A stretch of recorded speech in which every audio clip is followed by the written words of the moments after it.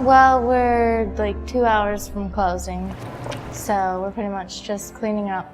17-year-old Erin Adams is a free spirit. Mostly here people listen to country, but I like post-hardcore. Erin is her own person, which is wonderful. She's a small town, but doesn't fit the small town mold. Hello. She used to be pretty reserved until she took a job here at the Hillside Perk in Culberson, Nebraska.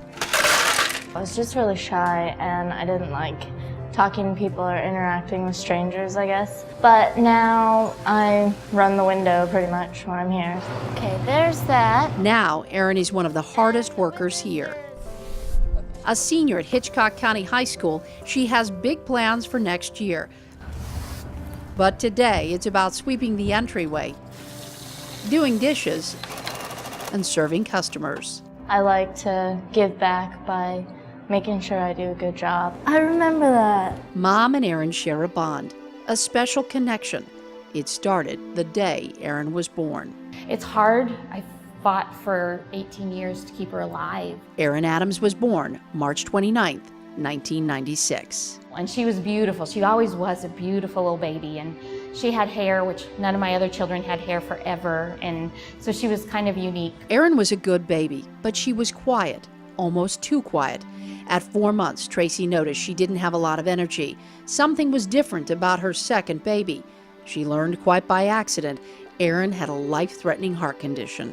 Well, I had called and asked because her fingers would be bluish, her knuckles, but you know, it was like, is it because she's cold or whatever? And they said bring her in, and when I brought her in, they just knew immediately. I hadn't noticed the change in her coloring because I was with her all the time. As soon as my doctor saw her, he knew immediately something was going on. Her pulmonary artery and her aorta are switched and come out of one chamber.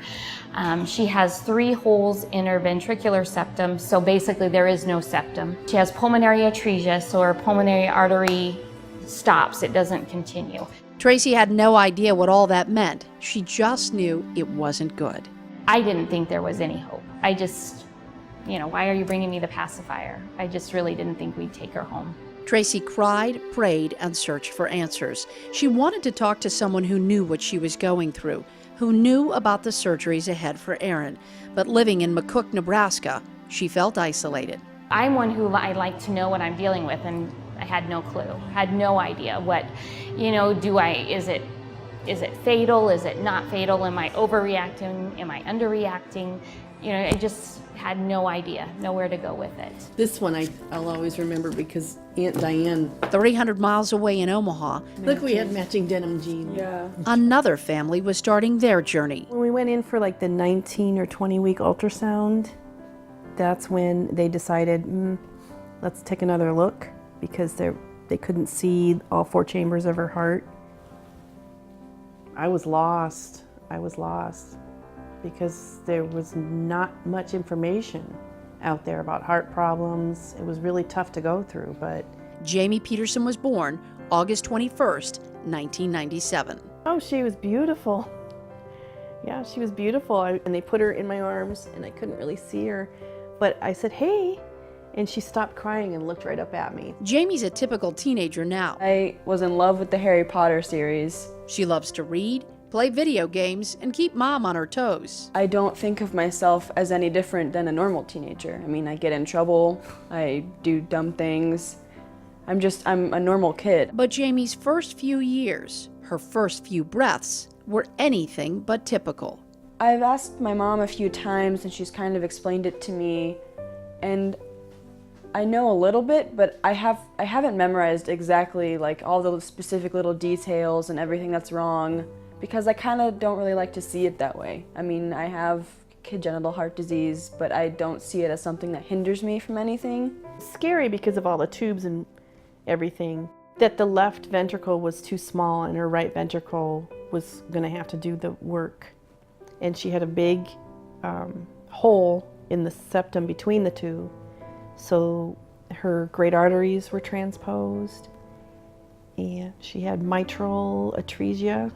Her mitral valve was not done developing. Sue can recite it all back now, but when she was going through it, nothing made sense. 99% of what they said was incomprehensible to us. You know, back then the internet was available, readily available, but new, kind of. And so here I am online trying to figure out, you know, tried to write down everything they said. Sue found the answer she was looking for when she decided to post something online, and Tracy replied.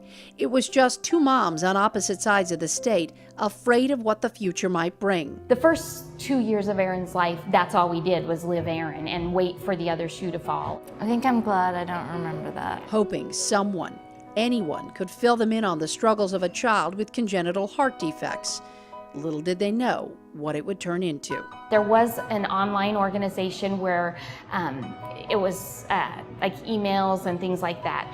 And that's how I met Sue. I was just immediately relieved to know that there's a child who went through the same procedures and had similar defects and who was fine and walking and getting into trouble. And Sue was a connection. I could see her, I could talk to her, it was real. And Sue felt the same way as I did, that we needed something that parents could talk to each other and someone closer to home that you could talk to and you know, get support from or information from.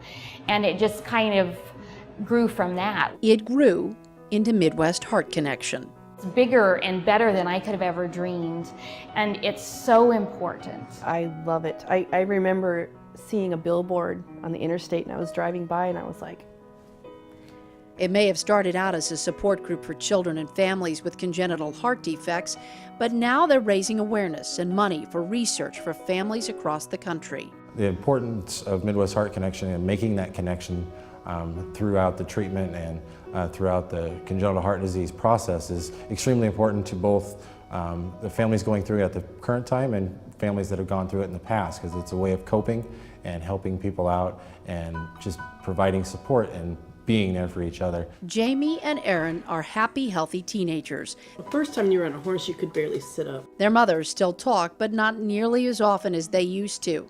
We always had so much fun, I remember that, when we'd go over to her house. Yes. They were two moms on a mission to give their girls a future, and in the process, provided help and hope to thousands. When you're ready, go ahead and call somebody at Midwest Heart Connection, because you know there's nothing like talking to someone who's been through it, and things aren't as bad as what you're probably feeling right now.